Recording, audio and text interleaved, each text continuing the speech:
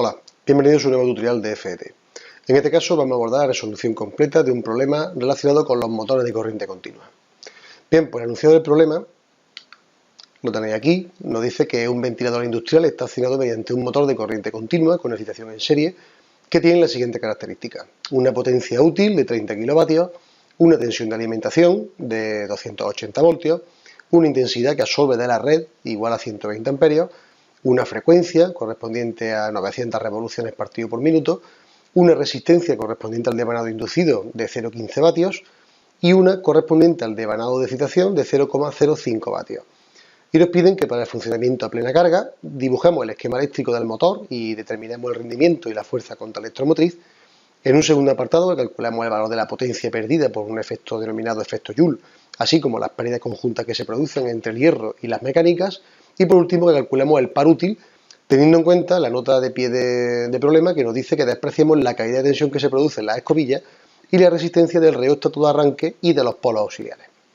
Bien, pues el esquema eléctrico corresponde a un motor genérico, como este que aparece aquí, donde tendríamos lo que es la tensión inicial, U, que es la tensión de alimentación, correspondiente a estos 280 voltios, que nos da el problema.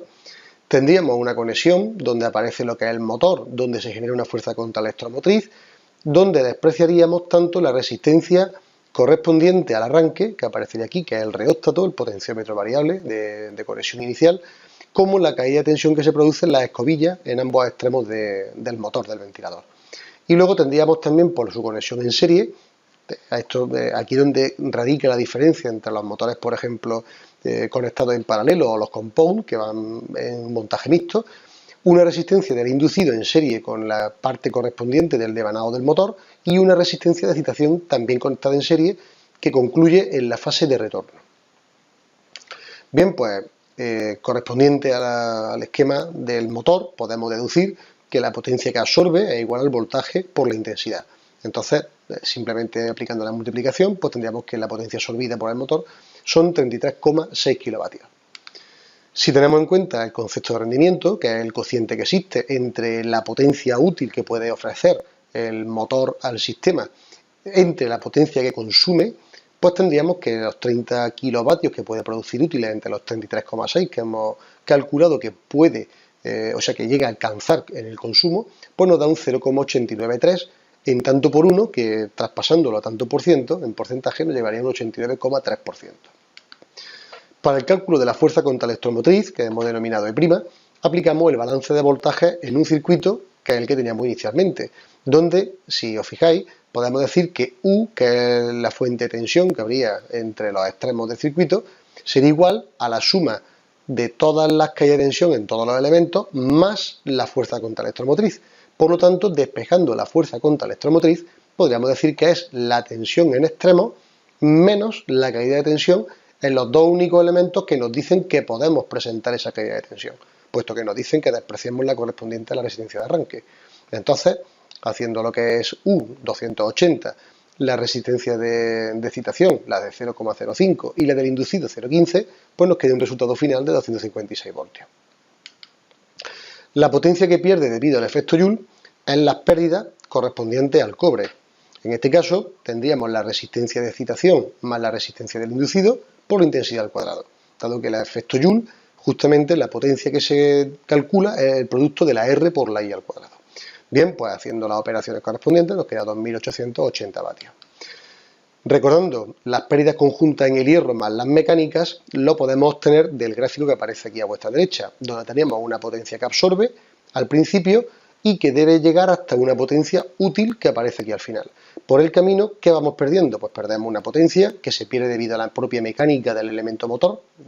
debido pues simplemente a los rozamientos mecánicos que se producen entre medias. Tenemos una potencia perdida en el hierro, en la propia estructura de los devanados correspondientes a los sistemas mecánicos que aparecen ahí.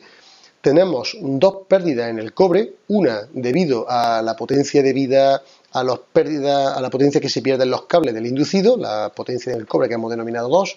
y la del cobre 1, que es la correspondiente a la pérdida en el propio elemento inductor. Bien, pues si vamos restando todos los elementos, en el caso concreto del agrupamiento entre las potencias en el hierro, que es esta de aquí, más la potencia mecánica, debido a la constitución mecánica del elemento, pues tenemos esta expresión, que nos dice que tendríamos la potencia correspondiente a la potencia útil es igual al producto, a este elemento que sería el producto de la fuerza contra electromotriz multiplicado por la intensidad, que es la que corresponde al elemento del motor, directamente propiamente dicho, el inducido más el inductor, menos las potencias que se asocian al hierro y la componente mecánica. Entonces, despejando estas pérdidas, nos quedaría en el producto E' de la fuerza contra la electromotriz por la intensidad, menos la correspondiente potencia útil, y nos quedaría un resultado de 720 vatios. Por último, nos dice que calculemos el par útil, y esto, pues conociendo lo que es la pulsación angular o la que gira, es realmente sencillo, porque basta con calcular el cociente entre la potencia útil y la frecuencia de pulsación o la velocidad angular, en este caso. Como nos la dan en revoluciones partido por minuto, pues habrá que pasarlo a radianes partido por segundo, en cuyo caso, pues bueno, sabiendo que un minuto son 60 segundos